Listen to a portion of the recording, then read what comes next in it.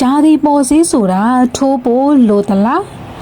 ဒီလားရာသီမလာသေးလို့ရာသီပေါ်စည်းထိုးချင်လို့ဆိုပြီးစေကတ်မှာမကြခဏကြုံရတတ်ပါတယ်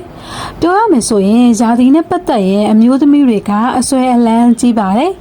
ရာသီမလာဘူးဆိုတာနဲ့ကိုဝင်လို့ထင်ကြပြီးရာသီဆိုတာလာကိုလာမှဖြစ်မယ်လို့ယူဆထားကြတာကြောင့်လည်းပါပါတယ်ရာသီပေါ်စည်းဆိုတာ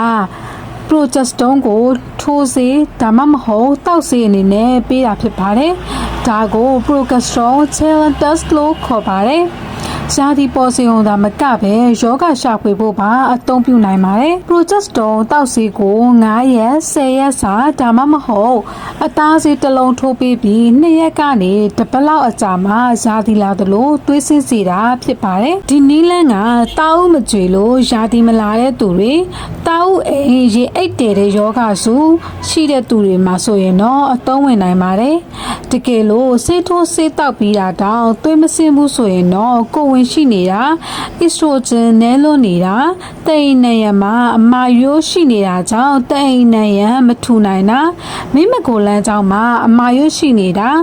တားဦးအိမ်ကကောင်းကောင်းအလုံးမလုံးနိုင်တာကြောင့်ဖြစ်ဖို့များပါတယ်ဒါကတကယ်ရာသီလာလားဟော်မုန်းကိုပေးပြီးရက်လိုက်တဲ့အခါထူနေတဲ့တိမ်နံရံကကွာကျသွားတဲ့အတွက်ရာသီလာသလိုသွေးဆင်းတာဖြစ်ပါတယ်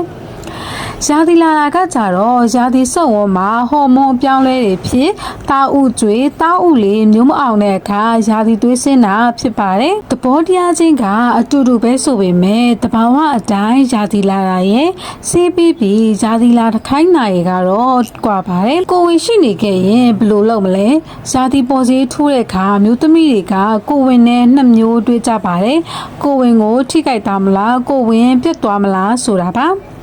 ကိုဝင်လိုချင်နေတဲ့သူကကြတော့ဆေးထိုးမိလို့ကိုဝင်ထိခိုက်သွားမလားဆိုပြီးစိုးရင်ကြပါတယ်ကိုဝင်ရှိလို့ရာသီထိန်နေတာကိုမသိပဲရာသီလာအောင်ဆေးသွားထိုးမိလဲပြဿနာမရှိပါဘူး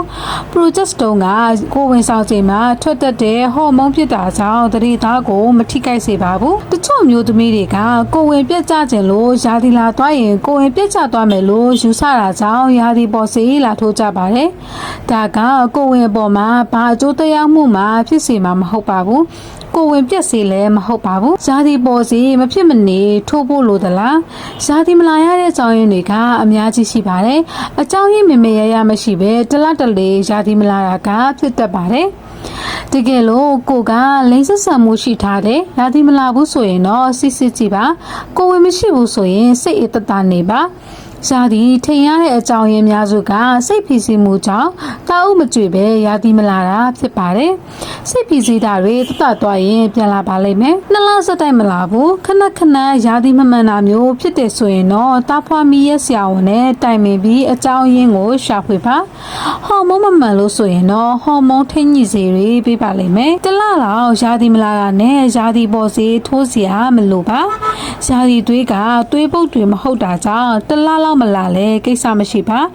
သွေးဆင်းစရာမရှိလို့မလာတာပါရာသီမလာတိုင်းပေါ်စည်းထိုးတာကအဖြစ်မဟုတ်ဘူးဆိုတာသိစေချင်ပါတယ်ကျမရဲ့ဗဟုသုတတွေအမြဲတက်ဆက်ပေးနေမှာမို့ channel လေးကို like and subscribe လေးလုပ်ထားပေးပါအောင်နော်